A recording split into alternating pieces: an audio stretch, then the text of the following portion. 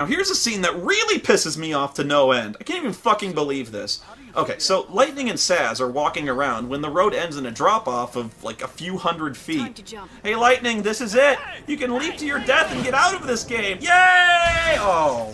Just before hitting the bottom, she does that finger-snapping thing from before, which activates her science-y anti-gravity force field what's-it that lets her drift safely to the ground. Cool, right? I mean, finally, something sci-fi, something gadgety, something that kind of makes sense that soldiers would have, and I haven't seen anything like this before. It makes you float, it makes you super fast, or it slows things down to bullet time. It looks like something that's really going to be fun to play with. Just imagine all the stuff you could do with a gadget like this. I don't know, maybe leveling up various powers, or making you faster or stronger. You could use it as a shield. Build an entire game around this thing, and it's by far the coolest thing in Final Fantasy XIII. She never uses it again. No, really. After this, we never even bother with the science-y gadget thing. It's gone. Are you beginning to see how... You don't need to be a fucking film student to figure out in how many ways this is fucking stupid. It's like whoever wrote this garbage had no understanding of the most basic, fundamental rules of storytelling. You don't do this! You don't put a loaded rifle on stage in the first act if nobody ever fucking fires it in the entire rest of the play! Otherwise, it's stupid, it's pointless, it's superfluous, and most importantly, it's a complete waste of fucking time! It's Chekhov's fucking gun, goddammit! And no, I know there's some Final Fantasy geek out there who's about to correct me by bringing up this fucking scene. Fuck you! This scene from way later in the game is not the same thing. Although, even I thought it was at first, because it sure confused the shit out of me. They want to jump from this height like a mile up, right? So Lightning is all, use your gravity thing, and Fang is like, oh yeah, our gravity things. Like, she knows the fuck she's talking about, even though she's been in stasis for like over a century and has no idea the fuck this thing is. And then everyone's got a gravity thing that is pulled right out of their asses. Hey, what the fuck are these things now? Where did they get them? These clearly aren't the same things Lightning used before, or I don't know, are they? I'm so confused right now. It turns out they're called gravity bombs, which are apparently not the same thing as Lightning's device, which is called a grav-con. The gravity bomb is like some kind of hand grenade the SciComm soldiers use to safely land when dropping out of an aircraft. Not that you'd have any way of knowing that, because neither device is named or even mentioned out loud at any time in the entire game. It's buried somewhere in the hundreds of data logs that nobody ever seriously reads. At least I think it is, because I couldn't find it. I had to find this out on a Final Fantasy wiki. This isn't a game, it's fucking homework! How do they even know how the gravity bombs work? They can't have ever used them before, considering this is military hardware. Like, if I just walked up to you and handed you this thing and said, oh, it's a gravity bomb, now go ahead and jump off this cliff. You know, nobody has any questions about this?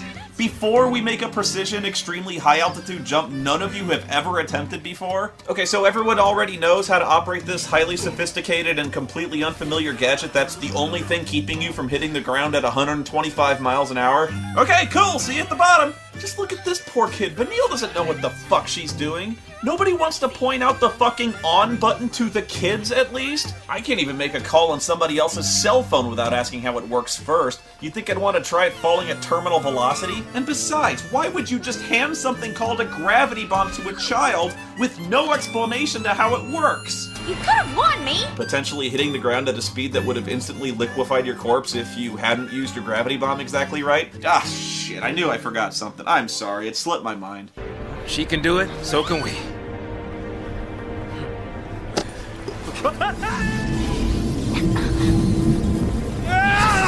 Oh, yeah, right. Fuck you! Not only is the field still inexplicably there, but he manages to hit this tiny exact same spot she did. And it's not like Lightning gave enough of a shit about this guy to leave the field on. Cause look how surprised she is to see him plummeting towards the ground. She barely gets out of the way. He should have hit the ground so goddamn hard there'd be nothing left but chunky salsa. We're going home together!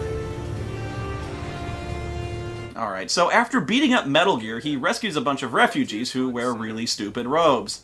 Some of them volunteer to fight with Snow, so he orders them, all of whom, by the way, are completely untrained in the use of firearms, to pick up a rifle and go to town. Alright, last one. Somebody take it. Yeah. Oh yeah, I can't see this going wrong in any way. Push comes to shove. Keep him safe. Mom?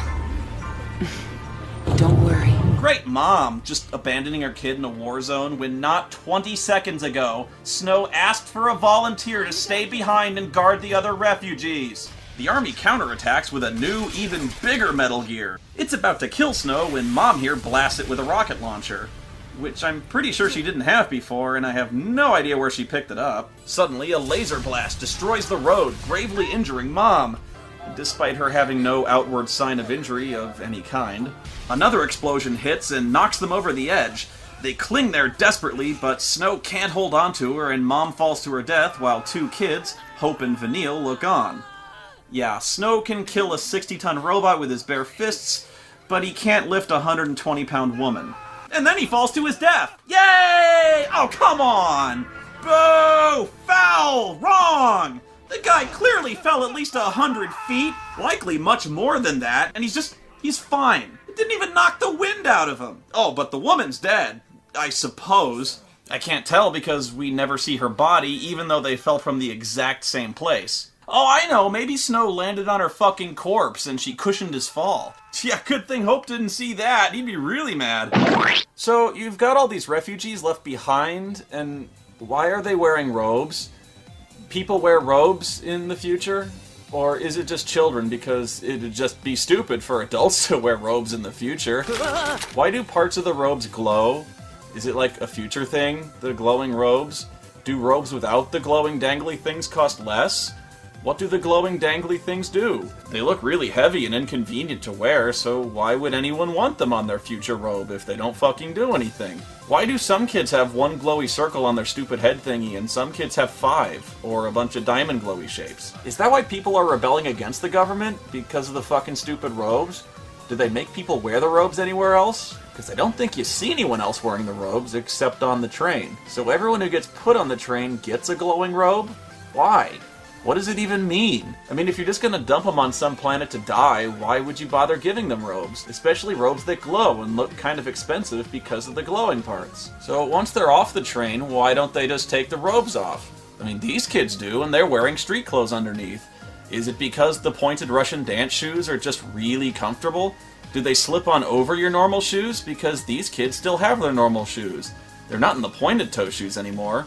Why would you keep wearing the huge puffy pointed toe slippers if you didn't have to? What in the hell are the glowing dangly things for? Dalid jelly, I get, it's a food or some shit, but the dangly things just seem fucking pointless. Why would they send the one guy with the remote control that can release all the prisoner restraints into the car with all the prisoners? You know, in case one of the incredibly dangerous Pulseless Sea that can wield powerful destructive magics decides that she doesn't want to be exiled and killed and then jumps out of her chair and kicks his fucking... Yeah, that. Wouldn't you keep the remote somewhere secure, far away from the train car full of desperate prisoners being sentenced to exile and death who have nothing to lose at all by attempting to escape? I think I might try to escape if I was about to be sent to a planet full of monsters who wanted to eat my face. I wouldn't even have to try that hard. Hell, I wouldn't even have to get up. I'd just fucking kick the guy in the nuts and smash the remote and boom, instant prisoner riot. And you don't even have to enter a code or anything to open the prisoner restraints? What if the guard just dropped it or fell down or something and accidentally smashed it with his ass? Every restraint in the train would just pop open? That seems like an obvious and easily correctable design flaw. Maybe the remote's to let prisoners on the train get up and take a piss. How would you go pee wearing robes that look so fucking inconvenient? Think of it, how did Jedis take a piss with all those robes on? How does Darth Vader take a piss with those leather pants and that codpiece thing? Maybe his wiener burned off. I can't really see Darth Vader standing at a urinal. Maybe he goes to pee in that isolation chamber thing, like that chair in the middle's actually a toilet. It would kind of explain why this guy looks so uncomfortable if he just walked in on Darth Vader taking a shit. That's pretty much what it's like being me.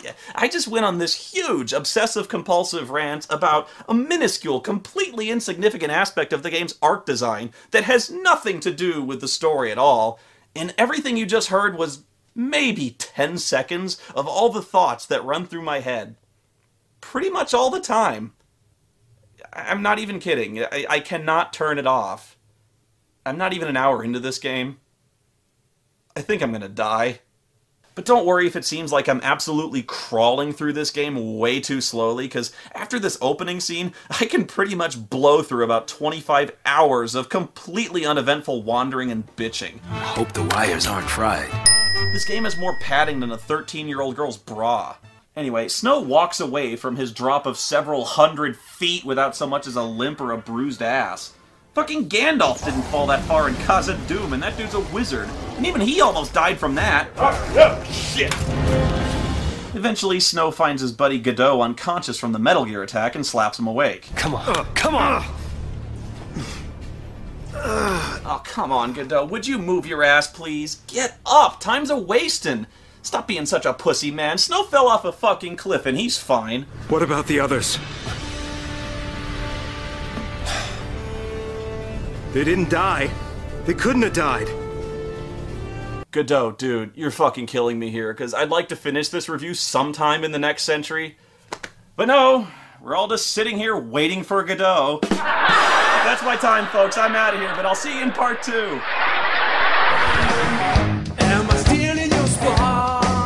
Yes, sir. I heard that curtain. Jackass. Gotta get lost to Brunei. I need them notice. How can you play so many shitty games when you pass out each deal on the drive? A movie director was party on crack. Spoony is the only ain't going back. Spoony experiment. Spoony experiment. Spoony experiment.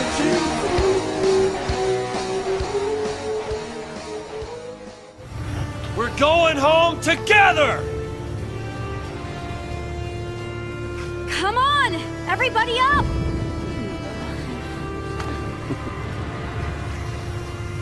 All right, lay low and you'll be fine. We'll clear out the area. Right. New recruits, on me!